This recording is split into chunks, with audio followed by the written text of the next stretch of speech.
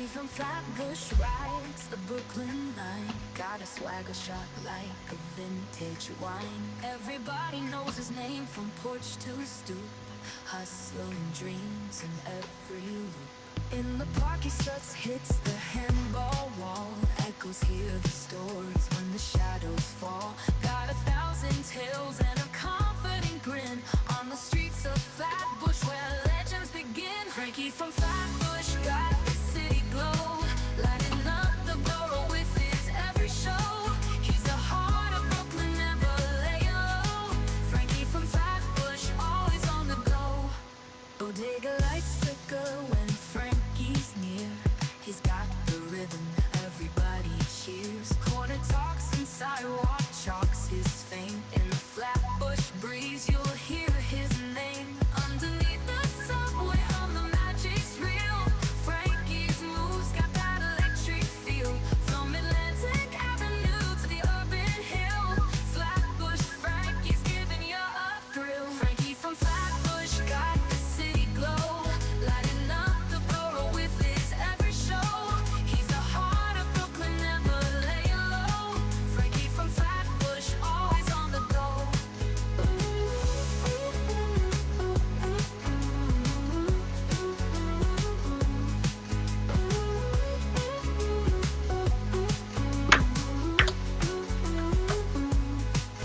Bodega lights flicker when Frankie's near, lighting up the borough with his every show. He's the heart of Brooklyn, never laying low. Frankie from Flatbush, always on the go. Frankie from Flatbush got the city glow, lighting up the borough with his every show. He's the heart of Brooklyn, never lay low. Frankie from Flatbush, always on the go, on the go. Always on the go.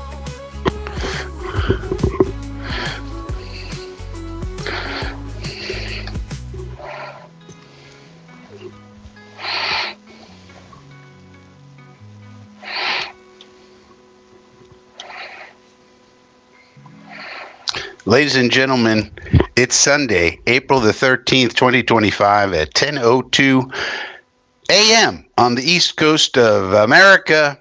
Welcome to Coffee with Frankie. I am the Frankie. This is the coffee. Happy Sunday morning to everybody out there.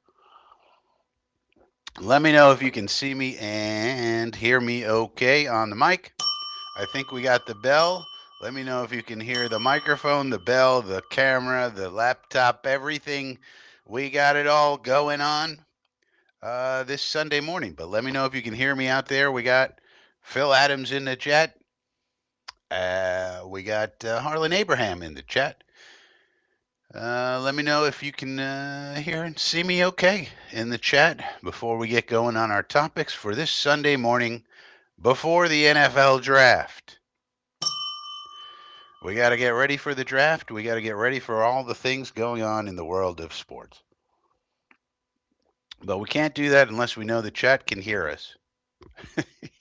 Phil Adams, audio, visual, bell, 100%. All right. You got to love it because sometimes, the bell not working. Sometimes the audio not working. Sometimes the video not working. And so good to see that. Haven't been doing too many videos this week. I actually have been on the fan injury list in a bit of personal news. I sprained my foot doing the very strenuous activity of walking. So that was embarrassing and annoying. But so I've been on the fan injury list this week, but I'm coming through okay. It was a very painful week, I must say. But through various modalities and treatment options, we're getting the thing back to 100%. We're probably at 90, 95% right now. So, hasn't been as much activity on the channel this week. And not to mention, it's kind of a slow time for football. These 2 weeks before the draft, there's not a lot going on. Stacky is here. Sounding good here in Ireland. All right. Well, I've never been to Ireland, but I hear it's a nice place. Stacky. I hear it's very nice. I know people who have gone to Ireland, and they come back and they say they had a wonderful time. Wonderful time. They had some Guinness. They had some other things. I don't know. But they loved it. They had a great time. So that's about all I know about Ireland. Good to see that we're reaching a global audience, Decky. I tell you, man, like it's kind of funny because it's a strange marketplace that we live in because as some people know, I also do audiobooks. This is a bit of an aside, but we'll get into the news in a second. But it's astounding. I was just looking at this, so it's on the top of my mind. I also am an audiobook narrator and distribute, audiobooks digitally. And of course, anybody in the world from any country can access these things. And then you look at the sales and it's like Ireland, and I have to look at some of these country codes to figure out what they are. Sometimes you see China, Japan, US, Australia, uh, TR. You had to figure out what's TR. Like they have these country codes, with two letters. Some are obvious, like US, AU is Australia. What's TR? Oh, it's Turkey. Somebody in Turkey listening to an audiobook that I narrated. I mean, it's crazy. Ireland, some people in Ireland are listening to the audiobooks. I mean, you got Great Britain. We got Phil Adams here from Great Britain. You know how many people listen to my audiobooks in Great Britain? GB is the country code for England, essentially. Lots of people. Canada, Great Britain. I mean, it's crazy. This global marketplace we're in. To think somebody in these countries is picking my stuff is kind of nutty. Jojo wants to get right into the draft. Yeah, Jojo, this is what I've been telling you, right? So I think it's everybody is pretty much consolidating all of the opinion makers, all the media is basically saying the same things now. Whether it's Connor Rogers, Connor Hughes, Zach Rosenblatt, Dick Chimney, all of the people, the main people who cover the Jets or the national media, basically all saying the same thing. Excuse me, that it's either going to be Membu, Cambu, or Warboo, basically. You got your Membu, that's probably number one. And we talked about this last week, right, Jojo? It's probably Membu number one, Cambu number two, Will Campbell. And if those two are gone, which is unlikely but could be, then it's going to be probably Tyler Warren, and that's fine. And if all three of those are gone by some crazy circumstance, then we just take Mason Graham. No problem. So we're going to go over some of the draft stories, the BS meter. We're going to talk about the BS meter today. We're going to talk about some stories that are solid. Like people are pretty sure these players are going to these places. We got an article on that. We're going to talk about that. We're going to talk about a lot of different things. Well, it's hard to, it's a strange thing, Phil, when you have an injured, let's say, lower half of the body. Because I'm a person who walks a lot. I'm one of these people who tries to get their steps in and stuff. And when you take that out of the equation, it's really it drives you mad. I mean, what can you do? I've been catching up on a lot of binge watching of shows, and you sit in front of the computer, watch these shows all day because you can't walk. You don't want to walk too much on the foot, but you do want to walk more than they used. No, they used to tell you ice and elevate. That's totally wrong. One of the modalities we use now is alternating cold and hot on it, and we use a Therabody Therm Cube for that. That works a lot better. But then they also say you should actually walk on it as much as you can. You don't want to go nuts, but you want to, you don't want to stay off it. You want blood flow going to that part of the body. And so that's how we've been. I mean, should have been a 3-week injury, and I'm going to heal it in about a week. So that's some pretty good healing. But at the same time, it's annoying. Harlan is here. Says one of my brother-in-laws used to live in Ireland. Used to life in Ireland. He was born in New York City, though. Dom C is here. He's all excited. We got the draft coming up, so that's like Dom C's Christmas. England, GB, England, and also Greeping. Yeah, that's true, but not as far as a country code is concerned. JETS Pauly just pulled up a cup from the Keurig. Yeah, I got a cup here. This right here is, I don't know if you guys have ever heard of coffee flavored coffee or coffee brand coffee. It's actually not coffee flavored coffee. This is coffee brand coffee, and the flavor is strawberries and cream. Nice and delightful. Ah, on a Sunday morning, PC salami. Welsh, Scots, and Northern Irish would be upset with you for saying that, Frankie. Saying what? What did I say, PC? I didn't say anything. What did I say? I don't know nothing about international relations. GB number one, GB number two. Yeah, there's a bunch of GBs. I'm talking about country codes, people. Ireland, there's a country code. Ireland's country code is IE. You wouldn't think so, but it is.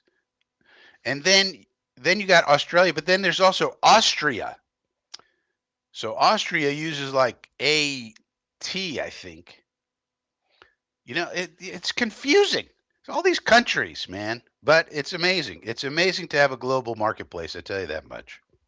All right, so let's get into some of the news. Did you know, for example, let's get rid of this caption here. This music's over with, Frankie. Topic number one, comp picks. Put in the chat, how many comp picks do we got coming? If you're saying Great Britain is English. Oh, yeah. I always get confused, PC. Great Britain includes Ireland and the Scot. My whole position is the Scots and Ireland and all that need to be their own country. Get out of the UK. Let England be Britain, and that's it. We don't need, we know what I'm saying? Why don't the Scots be their own thing? Let's get a little independent revolution going on. But anyways, so Phil Adams says two. Stacky says hopefully the NFL game will become a more regular event. Yeah, they're trying to expand Stacky, that's for sure. They want to. So the comp picks, let me know in the chat, how many comp picks do you think we got? How many? Let me know. What do you think? What are you thinking? How many do we got? How many do we got? How many do we got? Do we got 17, 16, 146? Or as Phil Adams says, two? What do we got? How many? You might be surprised to learn. You might be surprised to learn. Now, let's look at let's open up this web page here. You guys are not putting any guesses in the chat. Sometimes there's chat participation time. That's when you guys got to wake up and put something in the chat. Let's go. You guys are too sleepy. Get some more coffee. Two comp picks, Harlan says. PC says, so everyone thinks we got two, huh? Wrongo. Bingo bongo. Let's check it out, shall we? I was surprised to learn that we actually have three. Here it is. According to OTC, over the cap comp picks right here. Buffalo Bills, they got none. As you can see right here, they got nothing coming to them. Bums. Miami Dolphins, they got nothing. They better start winning soon, those Dolphins. They really are messing up their depth. They got a top-heavy roster. They got nothing. Okay. New England Patriots, they got nothing. Bunch of bums. What do we got? Uno, dos, tres. Aha. According to this, Solomon Thomas gained us one. So as of right now, we got three comp picks coming next year now. There's only a fourth and 2/7. So these two, I mean, but still, you'd rather have them than not. Now,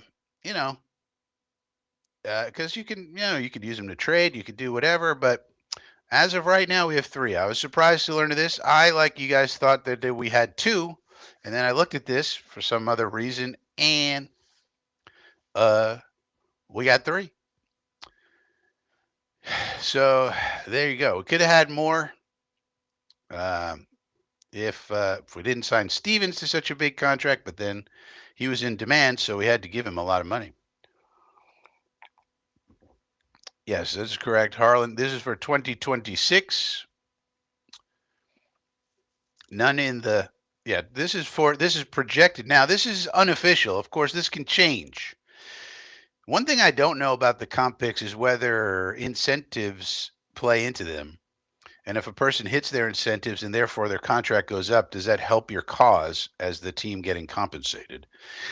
I don't know that for sure. I would think so. So, for example, Tyler Conklin right now is listed as a $3 million APY, but he also has, I think, $1.5 million in incentives. If he hits those incentives, um, and it goes up to say 4.5, does that help us? Does that move it to a sixth, for example? Maybe. So this is unofficial. It's as of right now, and it's also banking on the over the cap, being right. I don't know if he's right or not. Jason Fitzgerald, I think his name is. Um, so we're banking on that. So that right now it's looking like three. So that was a surprise to me. Good news. We got an extra one. We thought it was two. Now it's three. Fantastic. All right, let's move on to the next topic then. Uh, yeah, sometimes you can find something. I mean, they basically took a flyer on. That's what That's why it's a good idea to take a flyer on a quarterback. And we'll talk about. That's a good idea, PC. We'll talk about a flyer we could take in the seventh this year. Later on, that's part of the docket that we got going on. Joe Mike is here. We can get a new kicker. Yeah, there's another idea. You get to take a flyer on a kicker. Why not? And we're definitely going to need one this year. Next year because I don't think Zerline is going to be here. All right, next topic. What other topics we got going on? Let's talk about the draft. Latest draft rumors. We got some rumors. We got some BS meters. And we got some certainties, according to Bleacher Report, anyway. Um, so let's check out the BS meter and let's check out what Bleacher Report is saying looks pretty certain. So let's share this screen so we can see what we're talking about here. BS meter. We got the BS meter. All right, here. Number one, Titans sold on Cam Ward would need historic offer to trade number one pick. So it's looking like Cam Ward's going number one. And they say the BS ranking is 2, meaning it's very low. So they say this is probably happening. Things can certainly change, it says. Well, let's make it a little bigger. Between now and April 24th, that's when the draft is. But it's looking like the Titans will take Cam Ward number one. That's looking pretty certain. Uh, Albert Breer wrote, "Is he what Caleb Williams, Jaden Daniels, or Drake May were coming out last year? The overwhelming majority would say no. But clearly, the Titans are comfortable with where they are." So it's looking like Cam Ward's going number one. The BS rating is low. Growing belief that Browns will take Travis Hunter at number 2. Now, this is not what we're rooting for. We wanted them to take Shador here, but it's looking like they're going to take Travis Hunter off the board. Makes a lot of sense to me. Browns aren't on the clock yet, but it looking like the draft will get interesting with the number 2 selection. Cleveland can essentially go 1 in 4 ways now. One of the things that's driving this, they signed Jumpin' Joe Flacco earlier this week, and so now they have less of a dire need for quarterback, at least for an immediate guy, because they got Jumpin' Joe. There's growing belief around the league that Hunter is the favorite to go number 2. Browns have been high on Hunter throughout the process, according to sources. And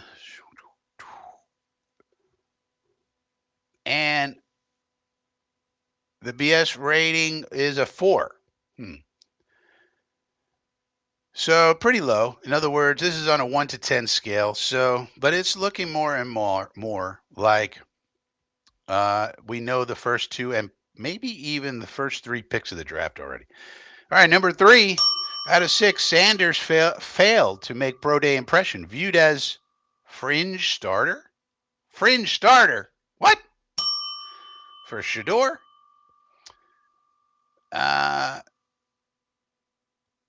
One AFC executive says he threw it well. You just don't have the tight spiral with velocity, but he showed good accuracy, a good deep ball. One AFC executive told Albert Breer, fringe starter, somebody said, who makes good decisions, does some good things, won't get you over the top. One unnamed personnel executive. Put your name on it, buddy, told ESPN's Jeremy Fowler about Sanders. Another executive labeled his ceiling as probably Kirk Cousins or Baker Mayfield with less arm strength. Well, Baker Mayfield was the first overall pick.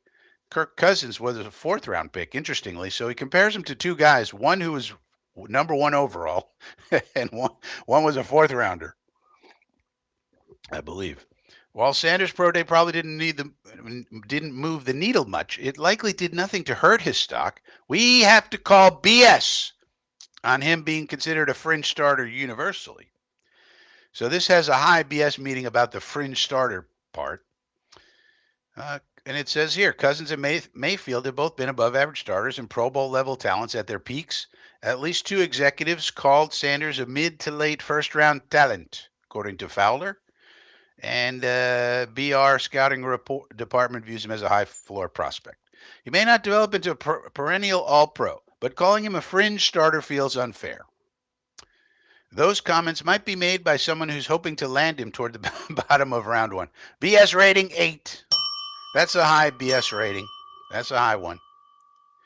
Giants at 3, likely to take Hunter or Carter, whichever one is available. Again, this is not what we want as Jet fans. We want quarterbacks going very high. No team is going to waste a first-round selection on a fringe starter, so we'll almost certainly see Sanders drafted on day one. However, he shouldn't be viewed as a top 5 lock. The Patriots and Jaguars, blah, blah, blah. And right now, New York is reportedly more interested in taking either Hunter or Carter at 3. So,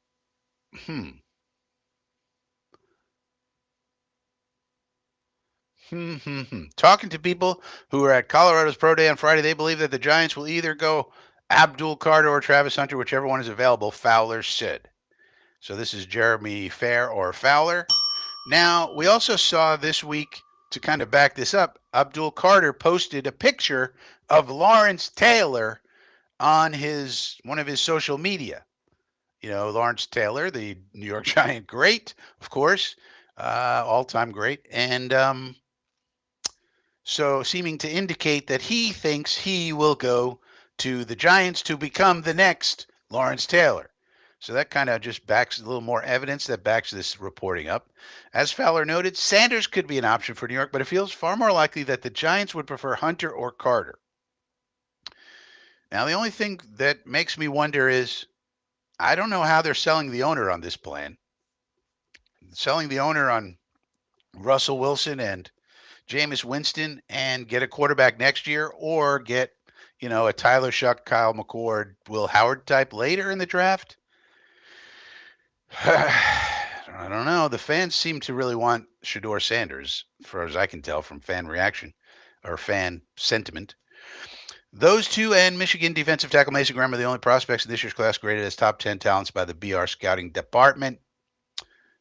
So basically, this is saying, well, there's not enough value for the quarterbacks that are available after Cam Ward, so they're not going to take him. BS rating 1. So they think this is true. And it's seeming, we'll go to the next story, and it's kind of seeming like we know the first 4 picks, I think. Multiple scouts. All right, next one. Multiple scouts have maturity concerns. With Walter Nolan. This is one of the defensive tackles. He's going to be awesome. Things get a bit harder. One prospect who might slide is Mississippi defensive tackle Walter Nolan. According to Fowler, multiple scouts have maturity concerns about him. Maturity concerns. Several NFL scouting reports that reflect Nolan's history of walking off the practice field. That's not good. Walking off the practice field mid-session due to frustration. So this is a guy who, I guess, things don't go his way. He just quits and goes, I'm leaving. See you later. Bye. Now, it says fans should be skeptical of negative reports from unnamed sources that emerge in the weeks leading up to the draft. Might the 21-year-old Nolan need some time to figure out how to be a pro? Possibly, but he isn't the first and certainly won't be the last player to walk off a practice field, assuming that report is even accurate, and his ceiling is incredibly high. Nolan has all the tools to be a starter within his first 2 years in the NFL and has Pro Bowl, All Pro potential down the line. Matt Holder wrote. Uh, One NFL personnel executive said Nolan came across as someone who wants to improve and shed bad habits. Well, if he wants to shed them, why doesn't he just do it? The idea that a prospect of all pro potential truly raised maturity concerns with a few bad practice habits feels about as unlikely as Nolan falling out of the top 20. So they gave it a BS meter rating of 8. Ocho. El ocho. So that's probably a bunch of BS. Somebody trying to get, you know who it probably is? It's probably the Eagles. Let's be honest. Howie Roseman loves all those problem children who happen to be amazing players and they just fall right in his lap. Doesn't it always happen? The Eagles just get all these people who have all these maturity concerns and other type things, and then they get into the NFL and they're model citizens all of a sudden. That's probably a Howie Roseman special right there. Steelers would like to find a young quarterback. Now, the Steelers are in a bad or a weird situation. It's April the 13th, and Aaron Rodgers hasn't told them what he wants to do. He met with them for 6 hours, then he had a throwing session with DK Metcalf, and then radio silence. So they're waiting on Aaron Rodgers. They want a young signal caller. And Ian Rappaport says, I'm not sure they love the idea of doing this veteran quarterback thing year after year. He said they would like to get a young guy. They would like to get someone who is worth it. They would like to get someone they could grow with. Steelers are among the teams who spent a lot of time with Jackson Dart. There have been conflicting reports on just how highly Pittsburgh would be willing to take a signal caller. Jeremy Fowler, reported that they will draft a quarterback high either in 25 or 26. It's pretty shoddy reporting. However, Mark Caboli, he's the Yinzer guy, the Yinzer reporter, a Steelers correspondent. Well, he's not just a Steelers correspondent for the McAfee show. I think he works for The Athletic. Recently dismissed the idea of taking first round pick. Now, I would believe Caboli, not because of the McAfee show, because he's a Yinzer. He's close to the Steelers. He's down there at the facility, which I've walked past millions of times. It's on the south side, they say in Pittsburgh. Everything I heard the week before that is that they're not really interested in the quarterback in the first round, Caboli said. So I would trust Caboli on this one. Not really, in the first round. They'll probably take one. They'll probably take a McCord or one of those other guys, Howard, Milrow. Even if the Steelers are interested in drafting a quarterback first round, they aren't going to make that obvious ahead of round one. It's not too hard to envision Pittsburgh making a move for Sanders or perhaps Dart or a Milrow on opening night. But if they do that, Pittsburgh really needs to replenish their roster. They missed on Kenny Pickett in the first round. And anytime you miss on a quarterback in the first round, as we all know, the opportunity cost is that you didn't get an impact player in the first round that year. So then that reverberates throughout the years because you now don't have that impact player, in year 2, 3, 4, so forth and so on. So they probably, in my opinion, would probably wait. And I would say Caboli knows the best out of. If you want good information on the Steelers, you go to Mark Caboli. That's the guy. Problem for Pittsburgh is they don't have a second round pick after trading for DK Metcalf. So that's interesting. They say BS meter 1. 1. Well, the issue was they would like to find. Everybody would like to find a young quarterback. All right, so that's the BS meter. But what are the 6 NFL draft picks that feel inevitable? What feels inevitable at this time? Just a fortnight to go before the draft. Everybody getting excited. Everybody getting all up in arms. So it seems like Cam Ward to Tennessee at number 1 is pretty much a lock. Everyone's kind of in agreement. Ward to Tennessee, we all get it. Okay. Travis Hunter to Cleveland Browns at number 2. All right, so it seems like we got the first 2 picks locked up. And that seems right to me. And then Abdul Carter to the Giants. So this is not going well for the Jets, although it's not terrible. We would have liked the quarterbacks to go 1, 2, 3, but according to this, does not look like it's going to happen. Abdul Carter to the Giants at 3. And if this happened, then I think we also know 4, which would probably be Campbell or Membu, whichever one they like better, to the Patriots at 4. Ashton Gianti to the Raiders at 6. So the Raiders get their running back, the best running back in the draft, Ashton Gianti, for Pete Carroll to establish a running game there in Vegas. Shador Sanders to New Orleans at 9. So here, Shador falls all the way to 9. Put him in the dome in New Orleans and give him Kellen Moore, the professor, and let him go to work. According to Jordan Reynon, Colorado offensive coordinator Pat Shurmur believes the teams who pass on Sanders will come to regret it. Well, now how much stock should we put in Pat Shurmur's opinion on this? This was his offensive coordinator in college. Of course, he's going to talk him up, but he thinks he's going to be good, basically. Jackson Dart, Steelers, 21. So we were just talking about that. Caboli doesn't think so. This report says seems like he's going to go there. But I don't know. I would tend to believe on that one. I would tend to believe Caboli rather than this, which is just who's quoting this? Dart. Oh, they're quoting Dart himself. I think I'm the best. That doesn't really. That's not convincing. So that's where we are as far as the draft is concerned. At this point in time, those are basically the BS meter, the smoke screens, and then what seems certain. So I think probably we know the first 4 picks of the draft already. So Joe Mike says, if the Browns take Hunter, I believe the Pats will either trade the 4th pick or take Membo. Well, I don't think they're going to trade the 4th pick because I don't think they're going to get a partner for trading it. I mean, who's going to want to come up? You usually only want to come up for a quarterback, so I don't think anybody wants to come up for a quarterback this year. So I think they're going to take Membu or Campbell, whichever one they like. We don't know. There's been a lot of talk about both.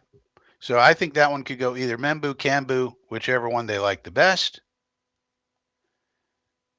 Phil Adams says Pat's taking Campbell is okay by me. So he's going to be a tackle, in my opinion. A lot of people talking about whether he's going to be a guard or a tackle. For me, he's a tackle, and he's going to stick there. But we'll have to see. So that's what's going on as far as the draft is concerned. Now, next up on the topic list, what do we got going on here? Next up, topic number 3, Chainbot 3000. I told you about this a couple of years ago. Well, guess what? It's here. It's happening. The chain gang is at. Share this right here. NFL. This says NFL selects Sony's Hawkeye innovations to revolutionize line-to-gain measurements. It's going to revolutionize it, everybody. Beginning with the 2025 season, the NFL will use Sony's Hawkeye virtual measurement technology as a primary method for measuring the line-to-gain. The technology will accelerate game administration. That means make it faster. Sony's Hawkeye virtual measurement system allows the NFL to accurately and efficiently measure the distance between the spotted ball and the line to gain. The technology was tested extensively last season and will bring a new level of precision and speed to NFL officiating. It's going to be quick. Troy Vincent said the NFL and Sony are integrating world-class on-field officiating with state-of-the-art technology to advance football excellence. That's what we need more of. That's good. I like that. We need more football excellence. We don't need football dumbassery, which we have a lot of. Combining the art of officiating with Sony's trusted Hawkeye system is a healthy recipe for success in our commitment to raising the standards of accuracy, consistency, and efficiency. Replay technology and data-driven insights from Sony's Hawkeye innovations aid us in advancing our efforts toward the future of football. Well, isn't that nice? So I call this the Chainbot 3000. Nobody else does. Here's what it actually is. They're called Hawkeye Innovations. This is the Sony site covering 25 top sports. It says Hawkeye has delivered over 100,000 days of events. 100,000 days of events in 100 plus countries. So all of these leagues are using it apparently. La Liga, MLS, FIFA, WT, I don't know what some of these are. NASCAR, okay. Roland Garros, baseball, football, PGA Tour, NHL, NBA. It seems like everybody's using this now. Now, here's the one we're going to use, the Sony Hawkeye. And this was a couple of weeks ago. They came out with this one. Um, this is basically the same press release, I guess. But we don't get to see. I was hoping to look at this and see what it actually looks like. This picture that they provided of the back of these two guys' heads is not exactly good marketing, Sony. Can I actually see what this thing is? Are you guys curious about what this thing is? I'd like to know. Can we actually see this thing? I guess we're just gonna have to wait because it doesn't really show you what the hell it is. So no, Phil, the zebras. Well, we're gonna have to see how it's gonna work actually. I mean, yeah, somebody on the field is gonna have to spot the ball. If you remember, there's a whole big thing, especially like in the 2-minute drill, where the forget it, what official it is, but one of the refs has to actually touch the ball and put it down, or at least touch it. If you remember that Zach Wilson game against the Giants, where he threw that miracle pass, and then we got a pass interference, then we ran down there, and then we did the spike. The official had to touch the ball, and that sets it.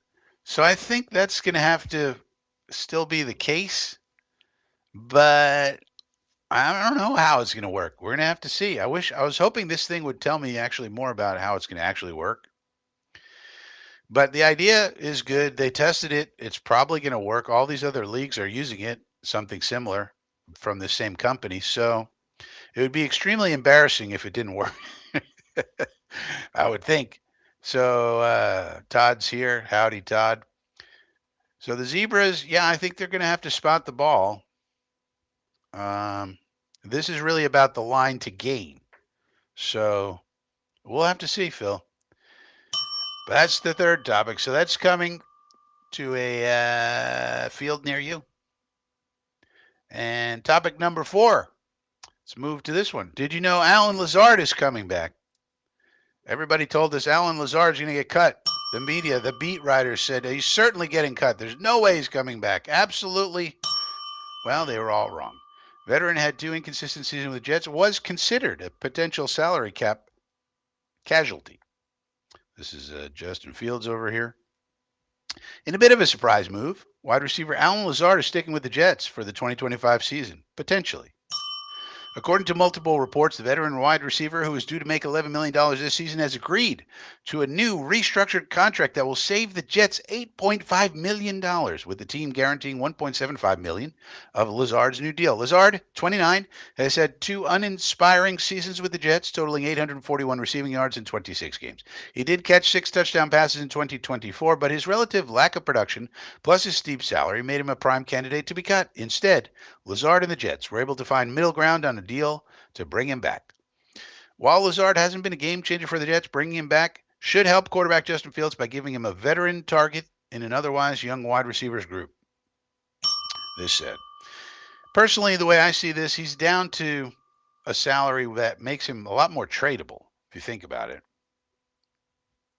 And, so we could keep him. Now he's cheap, and for that price, he's good to be a blocker, if that's all he does. Hopefully you don't throw him the ball too much because he drops too many. But also now if we want to trade him, he's a lot more tradable because Lazard at $2 million essentially is a lot different than Lazard at $11 million. So if somebody wants to give us an offer, should make it easier to trade. If we want to keep him, then that's fine also because you can also cut him later if you want to, or just keep him around for his blocking skills.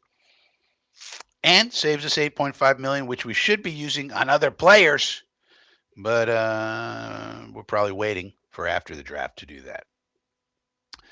All right, well, next new topic. Let's go to topic number 5. What about this quarterback right here? Cam Miller. The Jets are hosting an intriguing project after 33 touchdown season. Did you hear about this? Did you know? Did you know that we hosted a guy? He threw 33 touchdowns. That seems pretty good. Uh, blah, blah, blah.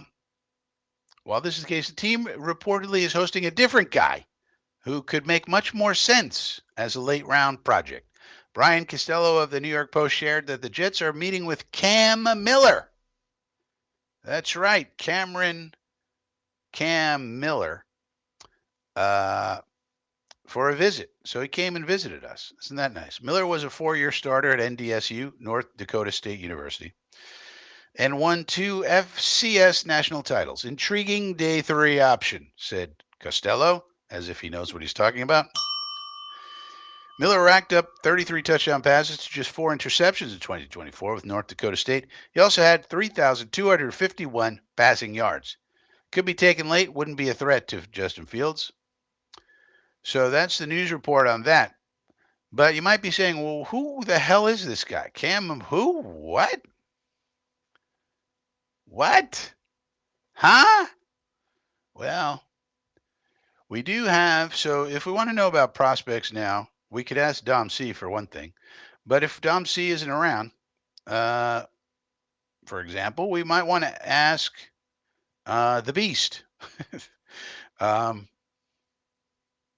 and check out what Dane Brugler has written about any prospects that we're talking about that come up, and we're not sure what's going on. Now, people who are in the inner circle get the Beast draft guide for free as a part of your membership to the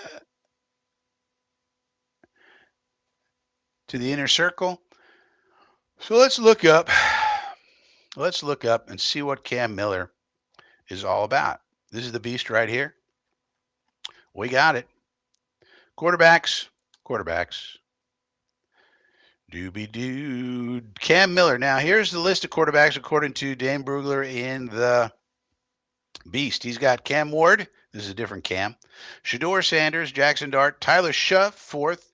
Milroe Ewers, McCord, Howard, Gabriel, Leonard, Rourke, and then Miller down here. 12th rated quarterback. He's got a 6th or 7th round grade on him. So this is a guy that I think if he slips into if he doesn't get drafted and we could sign him as a UDFA would be a good idea. So let's go through. So NYC Sport wants to know which of the different draft guys my favorite. I would say the Beast is the best. This one right here is the best. Then you could also get the PFF one. And then from there, you could use the all publicly available resources, whether it's Consensus Big Board or Daniel Jeremiah or people who put things out publicly on NFL.com. From there, with that, you got a good. How much more information do you need? Get the Beast, get the PFF one, both of which are free if you're a member of the Inner Circle on this channel, and then just use the publicly available resources online. And when you sort of like triangulate all of those things, you have you could have a good idea who these people are. Here's Cam Miller. He was a 3-sport star growing up in Iowa, so he's not going to be one of these guys who's pining away for the sunny climes of the South like a lot of these athletes are. He grew up in Iowa. And you can see here, he had good stats. His completion percentage was very good. He played very well for North Dakota State. Of course, it's North Dakota State, so it's not an FBS school. So says here, basically, Miller is an intelligent game manager who takes what the defense gives him, relies on timing and placement over pure arm power. The son of a football coach, his mental approach and on-field production showed improvements each season, although he will continue to have his doubters because of the level of competition he faced, of course. Overall, Miller won't wow you right away because his physical traits are average. The more you watch, though, the more you come to appreciate his decision-making, which is one of the most important things in the NFL, and feel for the position. He can be an asset in the NFL quarterback room as a reserve. So for me, I think this guy makes a great sense as like a UDFA signing, and let him be a little bit of competition with Jordan Travis.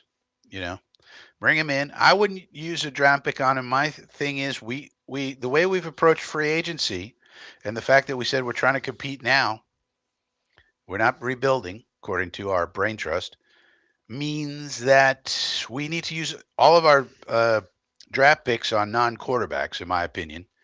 Now, if something really makes sense, okay, you know, if Will Howard is sitting there in the fifth round or something, okay. But we just have too many holes to fill, really. But as a UDFA, this guy makes a lot of sense. He's not the biggest guy. He's only 6'1". He's 215 pounds, and he doesn't have the strongest arm, but he's a smart kid who's a coach's son. Basically got the brain part right, which is the most important, one of the most important things. So you bring him in, and he could maybe be your quarterback three, or maybe he beats out Jordan Travis. Maybe he doesn't. Doesn't matter if he's a UDFA and it doesn't work out, and Travis beats him out. Great, then you just cut him and move on, or practice squad. But that's what the Beast has to say about him.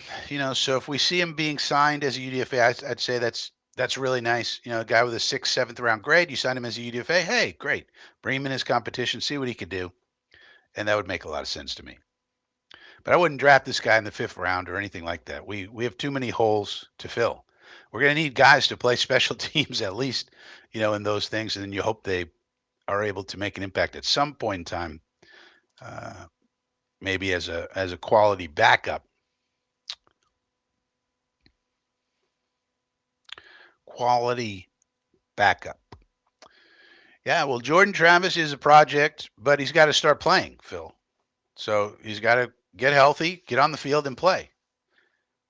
So we can't count on him for anything. Jordan Travis is a guy who's going to be on the 90-man roster. He's going to be there, and you got to see what he does.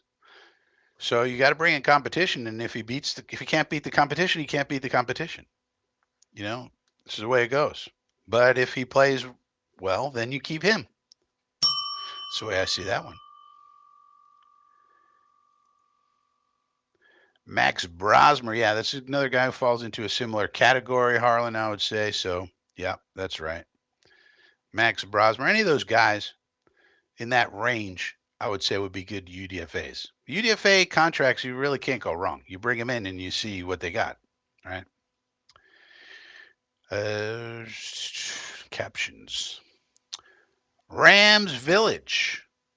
Rams Village. What? Yep. Time to talk about business. We got to talk about some business. Rams Village at Warner 7, 52-acre development, next step in shaping team's permanent headquarters in Los Angeles. That's right. The Crankies are inevitable. The Cranky organization, they're the ones who own the Rams, these Crankies. The Cranky organization on Monday announced its plans for a 52-acre development in Warner Center in Woodland Hills, which will be known as Rams Village at Warner Center.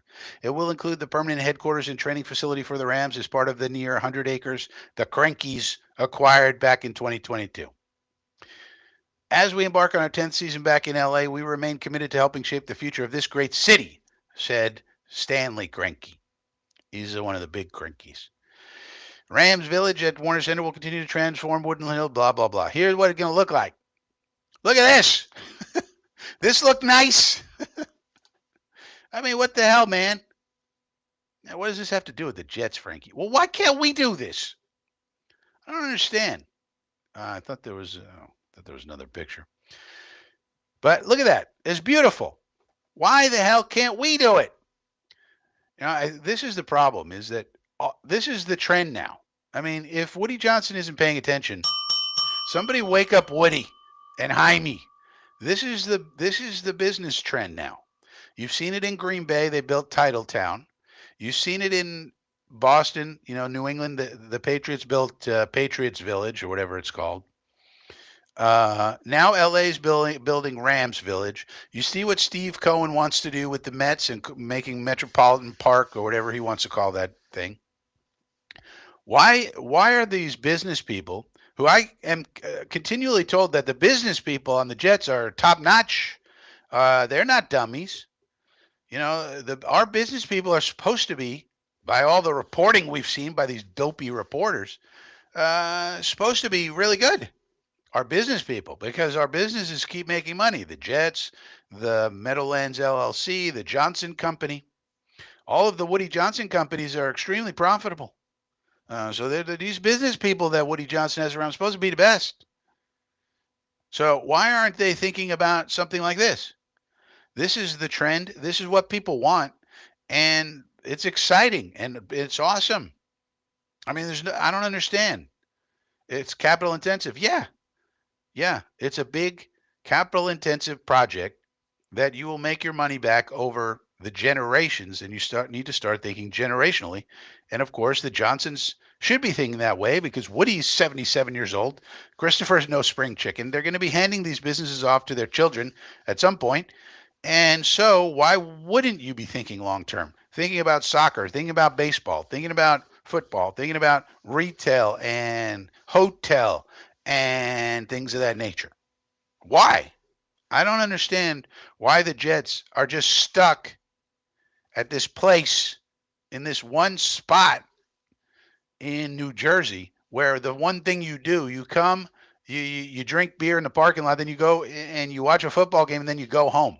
And there's nothing else around there except all of the people who are buried near there by the five families, for God knows what business they were doing. All the bodies are buried around there. But other than that, there's nothing there. Why can't we build something like this? Can someone tell me about why not? Phil says Rams belong on a farm, not in a village. Yeah, well, they're getting a village because the crankies are thinking properly. Uh oh. Jets and Giants, Finn. I just heard a LSU draft pick was found dead. What? Let's get this off here. Let's hold on. Hold on. Might have some breaking news. Hang on. Hang on. Might have some tragic news on the Frankie show. Let's see. Yeah. Nick Underhill is reporting former LSU wide receiver Kyron Lacey passed away. Kyron Lacey. Yeah, it seems to be true, Jets and Giants fan. As of 39 minutes ago, Nick Underhill is reporting. Nick Underhill is the reporter for the New Orleans Saints. New Orleans Saints are obviously tied closely to LSU. Former LSU wide receiver Kyron Lacey passed away last night, is the report. So we don't have any other information. It's just Nick Underhill, who is a legitimate reporter. This is a legitimate report. Uh, is reporting that he passed away last night. No other news, it seemingly, at this point in time. We don't know what happened, but unfortunately, Kyron Lacey, wide receiver, LSU, passed away last night. That's all the information we have, Jits and Giants fan. And that's from Nick Underhill. Nick Underhill is the reporter for the New Orleans Saints. He's basically the insider. He's basically like the Connor Hughes of the Saints. So he's a legitimate guy. Uh, and that's all. That's what he's reporting. Here's show you guys. No bueno. Here's the report. Here's what we got.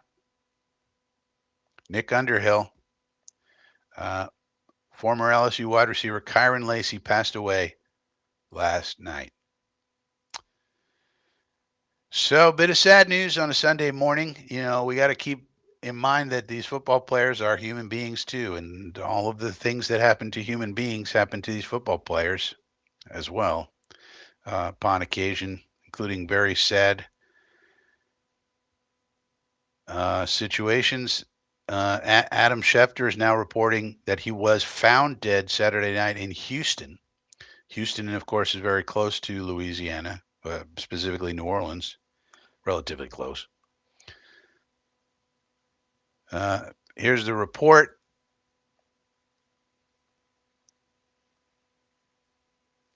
NFL draft hopeful ex LSU wide receiver Kyron Lacy found dead in Houston. Former LSU receiver Kyron Lacy was found dead Saturday night in Houston. An LSU official confirmed to ESPN on Sunday. Earlier this year, Lacy ran into legal trouble. On January 12th, he turned himself into authorities, was jailed, and then released on $151,000 bail, according to police records. Lacy was accused of causing a crash that killed a 78-year-old, Jesus Christ, a 78-year-old man on December 17th, and then fleeing the scene without rendering aid or calling the authorities. Oh boy. Louisiana Parish Sheriff's Office records indicated that Lacy was charged with negligent homicide, felony hit and run with death, and reckless operation of a vehicle. That's a lot of charges. According to WAFB TV, a grand jury was to begin hearing evidence in the case Monday. According to a news release from Louisiana State Police, Lacy was allegedly driving a 2023 Dodge Charger on Louisiana Highway 20 and recklessly passed multiple vehicles at a high rate of speed by crossing the center line and entering the northbound lane while in a designated no passing zone. Very dangerous.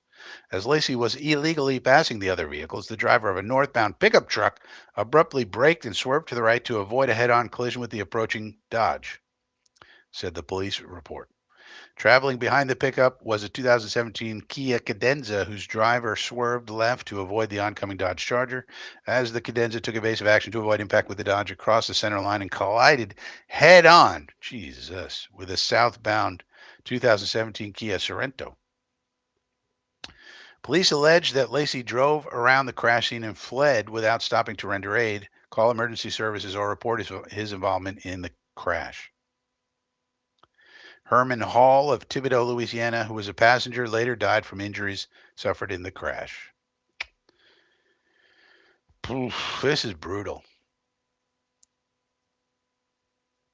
Well, unfortunately, a lot of bad news around this kid. So that's where we are with that. No bueno. No bueno. Sad news on a Sunday. Well, thanks for bringing everyone down, Jets and Giants, Finn. Phil Adams says, what do you man with a vision? I mean, you should have a vision for, now we're getting back to regular programming. So we hope, I don't know, well wishes out to his family. I don't know what to say. Guy was involved in a crash where he allegedly drove very poorly, and now he's been found dead. We don't know why. So, tragedy does strike the football world upon occasion as well. But getting back to more Jets-oriented stuff and less tragic news. He should. I mean, he's a businessman. This is the thing I don't understand about it. Okay, people say he doesn't know anything about football. He's an idiot with regard to football. So, okay, fine. But we keep being told how great of a businessman he is. And the reason I keep bringing up these other developments, the Rams are doing this, the Patriots did that, the Packers are doing this, Steve Cohen's doing that. Like, Woody should know what's going on in his world. This is his world. His world is extremely high wealth individuals who need to be taking that wealth and then deploying capital. He's basically a capital allocator in a certain sense on certain projects. I mean, this is his role. When you're at that level of Woody Johnson and his family, this is where you are. You're not a normal businessman. You're not running a mom and pop shop on the street. You're a high net worth individual. And you need to be looking at places where you can deploy your capital for the best and most social good that you can possibly do. This is what really wealthy people need to be doing. And it would shock me if Woody's not looking at these things. I mean, this is when you're that age and you have that kind of wealth, this is exactly the type of thing you need to be looking at to be doing. because that's where you are. You have a responsibility to be doing these things. Now you can say, well, he's already doing that with the Jets and um, and you know with Johnson Corporation, which is a hedge fund, which produces which obviously is very successful. And then you have the Meadowlands LLC, which is a third business that he shares with the Mara, I think, and Tish families. And that business of just that stadium is very profitable because you have the football stuff, but you also have lots of concerts and soccer games and things that happen at the stadium that are extremely profitable. There's a lot of concerts that happen at MetLife Stadium, and so that's profitable. So he's got these three, you know, primary businesses. He may have other smaller things that we don't know as much about that are all successful. So he has to have some business savvy. When you reach that level, this is the sort of thing you need to be thinking about. I mean, he's in the club with Steve Cohen. Like Steve Cohen should be his associate. He should be friendly with him. They should be walking around the same circles, right? They're going to the same parties, they're going to the same charities, the same philanthropic events. That's what people do. When people are this wealthy, all they do every night is another philanthropic event, a charity. I don't think people understand this. When you're when you're that rich and you live in New York City or around that area, or basically anywhere where wealthy people live, every single night is going to be a new charitable event for you to go to. You're going to this dinner, that party, this fundraising event, this that every single night, Monday, Tuesday, Wednesday, Thursday, Friday. That's what you're doing.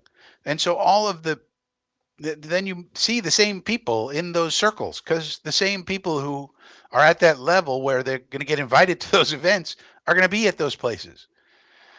And so you would think he would have a conversation with Stevie Cohen. Hey, Stevie, what are you doing over there with Metropolitan Park? What's going on over there? Uh, I mean, don't you think? I mean, we don't know because nobody reports on this because we got a bunch of dopey beat reporters.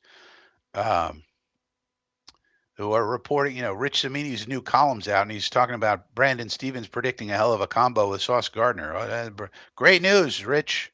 Great journalism. Nobody ever reports on these owners that much. The thing that actually matters, not Brandon Stevens saying he's going to have a hell of a combo with Sauce Gardner. What do you expect him to say? We're going to stink? But, you know, like these are the things that people need to report on, I think. But that's the way it is for wealthy people. They're constantly at charitable events and philanthropic events and this and that. And they're constantly talking to their colleagues. These are their colleagues: Steve Cohen, Woody Johnson, John Mara, the Tish family, the Crankies. They're, they're all colleagues. This is their peers of wealthy individuals. And so that's the thing I don't get. I don't understand why nobody's talking about why the Jets aren't making plans to get out of the Meadowlands lease. Yes, they got to give 5 years notice, whatever it is. But that's why you have to take a multi-year, probably decade-long look at these things and say, where do we want to be in 5 years, 10 years, 20 years, 100 years? We're going to keep these things in the family and keep passing them down. And let's take a generational viewpoint on it. I mean, he does have children. That's the other thing about it. What about these kids of his? Uh, you would think he would want to build up as many things as possible for them to kind of take over and at least be interested in. Maybe they're not interested in the football team. Maybe they're interested in more real estate or something else. I don't know. But to build up these things so that they can take them over and have things to do and keep them occupied rather than just, swimming in a swimming pool full of gold coins, which is what most people think the wealthy people do. But that's the thing I don't understand, Phil.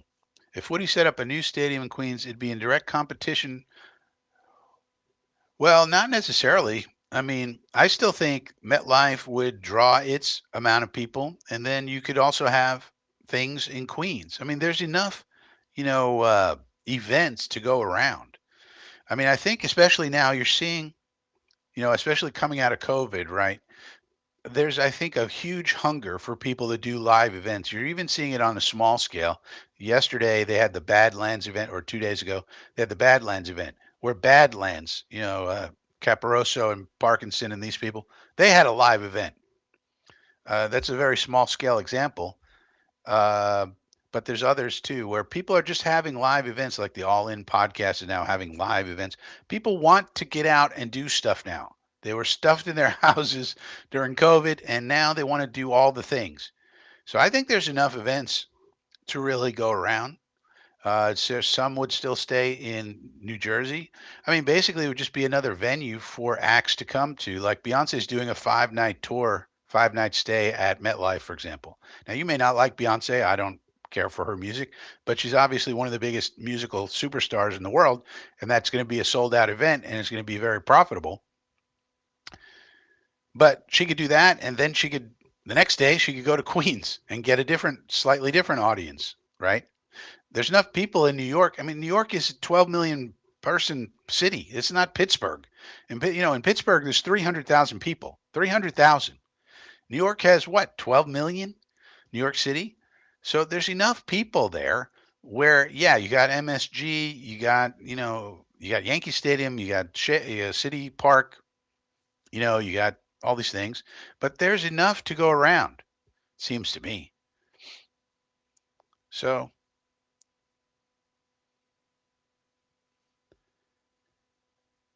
well,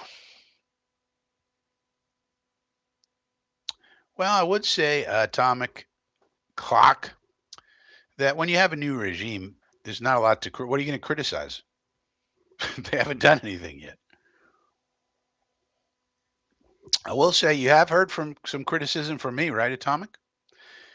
So I'm willing to give them benefit of the doubt, but I don't understand why we didn't sign Tyler Conklin for $3 million. I don't understand why we didn't sign Mo Alley Cox for Mo Alley Cox just signed for 2.2. So I don't understand why we didn't sign him. I didn't understand why we didn't sign Levi Onwuzurike, and I didn't understand why we did sign Chooks Okorafor. And you heard me say that loud and clear, right, Atomic? So I don't know if that's directed at me, but you've heard criticism from me. I criticize when there's something to criticize, and I'll give praise when there's time to give praise. Like I think Stone Smart was a smart signing, right?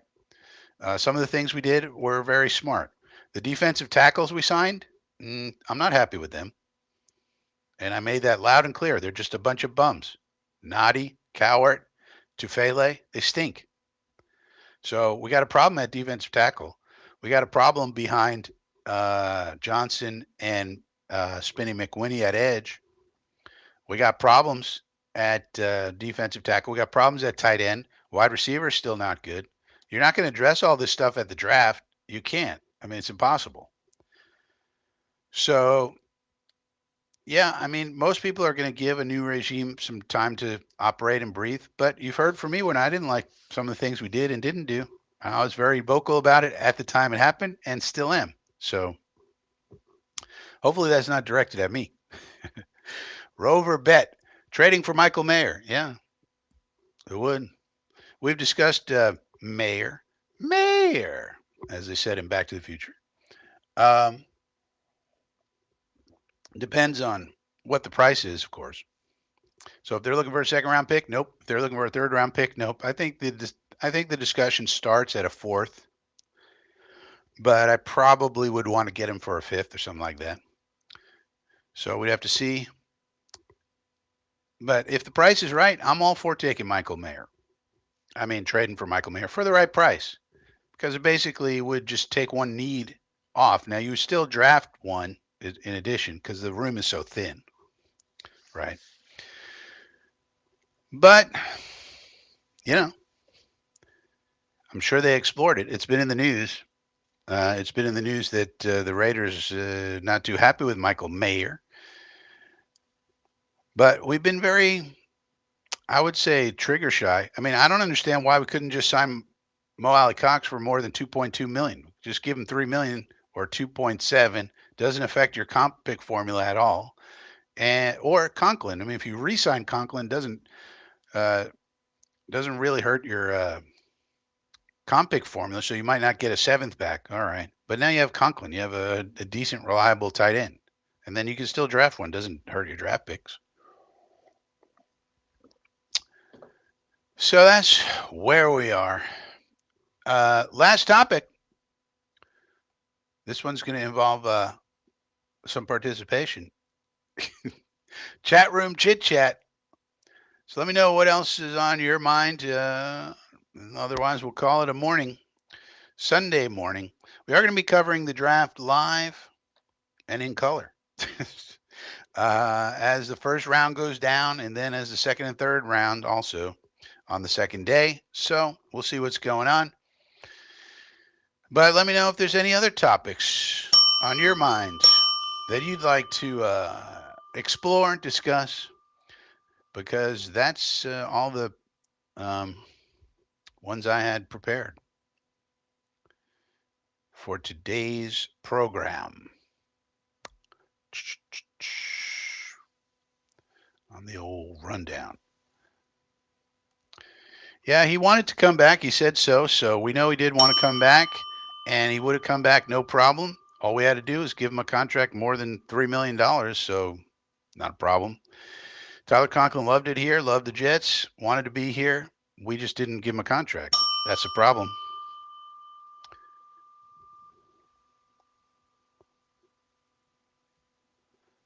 No updates on this Lacey tragedy.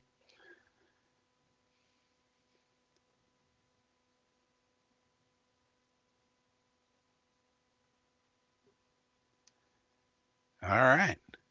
Well, I guess we'll call it a show. Thanks for joining me today. We'll be back next week with Coffee with Frankie on Sunday, 10 a.m.